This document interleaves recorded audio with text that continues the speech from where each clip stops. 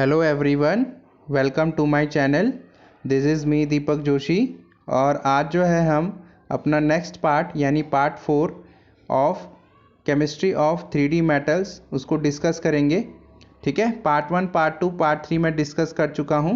अगर आपने उन वीडियो को नहीं देखा है तो उनका लिंक मैं डिस्क्रिप्शन बॉक्स में डाल दूँगा, आप वहाँ से उन वीडियोज़ को एक्सेस कर सकते हैं।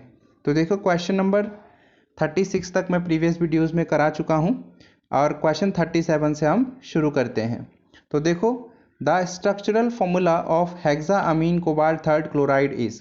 देखो, हेक्सा अमीन से मेरा मतलब यहाँ पर क्वेश्चन में ये होता है कि अमोनिया ना आपके पास 6 होने चाहिए। हेक्सा का मतलब 6 होता है, मतलब ये 6 होने चाहिए। तो ढूंढो ऐसा ऑप्शन भी क्लियरली नज़र आ रहा है। ठीक है, और यहाँ पे ये क्या है, कोबाल्ट, अमोनिया को यहाँ पे अमीन बोला जाता है। हेक्सा मतलब 6, मतलब यहाँ पे हेक्सा हो गया और ये आ गया क्लोराइड।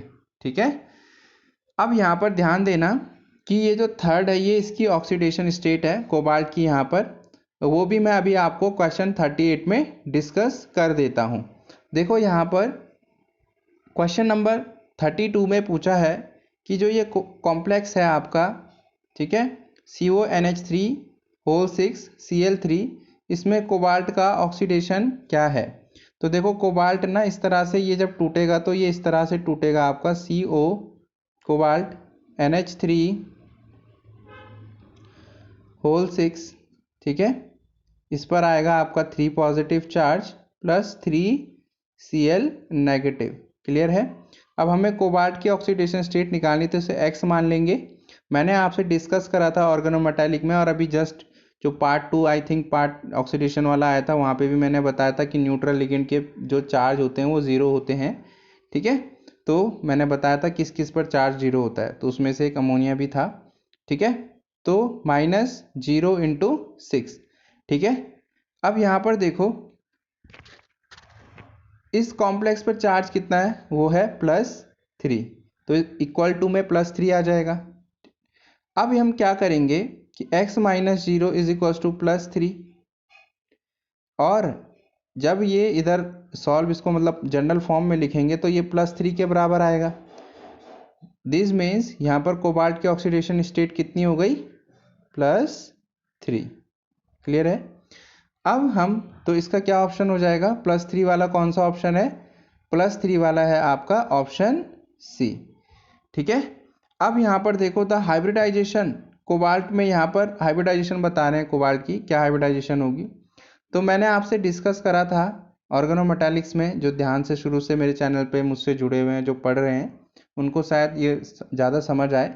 यहाँ पर मैंने क्या बोला था कि कोऑर्डिनेशन नंबर क्या होता है। कोऑर्डिनेशन नंबर होता है कि किसी एटम को, किसी सेंट्रल मेटल एटम को कितनों ने घेरा है एक तरह से। जैसे मान लो आप सेंटर में और आपके 6 फ्रेंड्स आपको पकड़े हुए हैं, तो आपका जो कोऑर्डिनेशन नंबर हो गया वो 6 हो गया। ठीक है ना। तो उसी तरह से यहाँ पर जो कोबाल्ट है, कोबाल्ट को 6 अमोनिया ने सराउंड किया है, तो जो कोबाल्ट का कोऑर्डिनेशन नंबर है वो यहाँ पर 6 हो जाएगा। ठीक है, 6 हो जाएगा। अब मैंने क्या आपसे डिस्कस करा था, मैंने आपसे ये भी डिस्कस करा था कि जब कोऑर्डिनेशन नंबर 6 होता है तो उसके क्रॉसपॉन्डिंग जो भी हाइब्रिडाइजेशन होती है वो होती है sp3d2, sp3d2। अब यहाँ पर, और जब मैंने और भी बहुत बातें मैंने वहाँ पे डिस्कस करी थी कि जब कोऑर्डिनेशन नंबर 6 होता है तो जो शेप होती है कॉम्प्लेक्स की, वो आपका ऑक्टाहेड्रल होता है। क्या होता है, ऑक्टाहेड्रल होता है, ये भी मैंने बताया था। ठीक है, तो अब यहाँ पर जो है, तो कहाँ पे ये आपको इस तरह का ऑप्शन दिख रहा है, ऑप्शन नंबर C। अब हम नेक्स्ट क्वेश्चन पर मूव ऑन करते हैं। क्वेश्चन नंबर 40 है कि वर्नर कॉम्प्लेक्स वर्नर कॉम्प्लेक्स कौन सा है। तो इसका आंसर है कोबाल्ट NH3 होल 6 Cl3।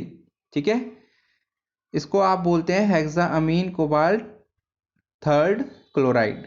इसी को वर्नर कॉम्प्लेक्स बोलते हैं। वर्नर साइंटिस्ट ने के नाम पे ये पढ़ा है। वर्नर एक साइंटिस्ट हैं, बहुत वर्नर थ्योरी भी पढ़ते हैं हम कोऑर्डिनेशन कंपाउंड्स में, तो उनके नाम पर इस कॉम्प्लेक्स को ये भी बोला जाता है। इम्पॉर्टेंट क्वेश्चन है। तो देखो, मैंने इतने सारे इस कॉम्प्लेक्स पे क्वेश्चन जो है ला चुका हूँ, सिलेबस में है हमारे, तो कहाँ से क्वेश्चन छूटेगा, क्वेश्चन छूटने का कोई सवाल पैदा नहीं होता, बस आपको याद आनी चाहिए चीज़ें एग्ज़ाम हॉल में, तो definitely you will be a hero.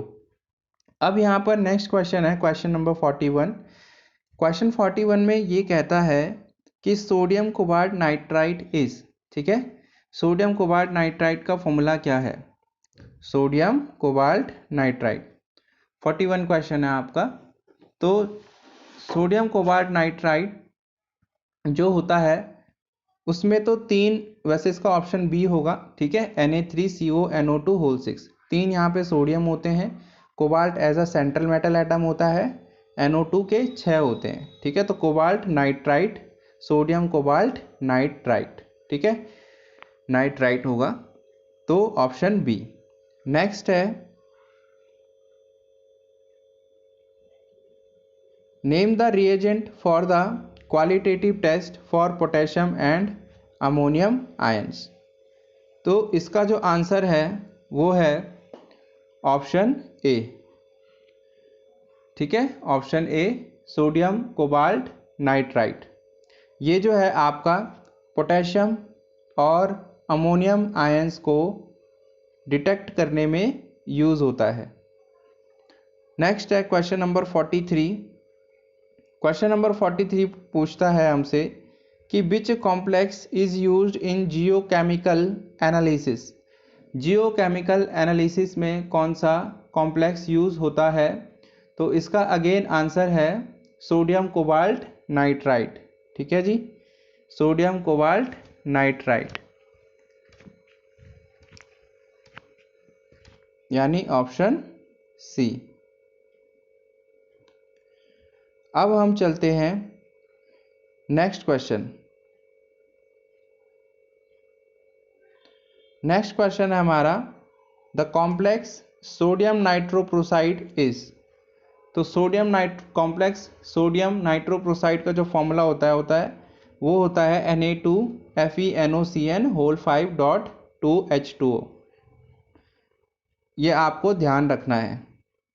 Next है question number 45। Roussin's red salt is, इसका ऑप्शन है ए K2FeS2NO होल 4, ये रॉसिन्स रेड सॉल्ट का फॉर्मूला होता है। नेक्स्ट क्वेश्चन है क्वेश्चन नंबर 46।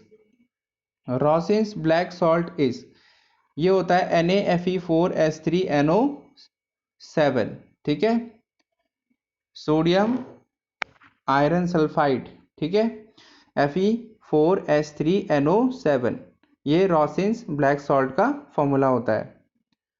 नेक्स्ट है क्वेश्चन नंबर 47। जो दिया गया कॉम्प्लेक्स है उसके बारे में आपसे पूछ रहा है। यहाँ पे क्या पूछ रहा है? Na2FeNOCN होल 5.2H2O, ये नाइट्रोप्रोसाइड होता है, ठीक है, नाइट्रोप्रोसाइड। तो वो बोल रहा है कि बताओ इसका यूज़ कहाँ पर है? तो इसका यूज़ होता है मॉसबार स्पेक्ट्रोमीटर्स में। मॉसबार स्पेक्ट्रोस्कोपी होती है। मॉसबार स्पेक्ट्रोस्कोपी में एक इंस्ट्रूमेंट यूज़ होता है जिसका नाम होता है मॉसबार स्पेक्ट्रोमीटर्स। तो उस मॉसबार स्पेक्ट्रोमीटर्स में नाइट्रोप्रोसाइड का यूज़ किया जाता है। तो option A will be the correct answer of this question. Next question है हेक्सा अमीन, क्वेश्चन नंबर 48।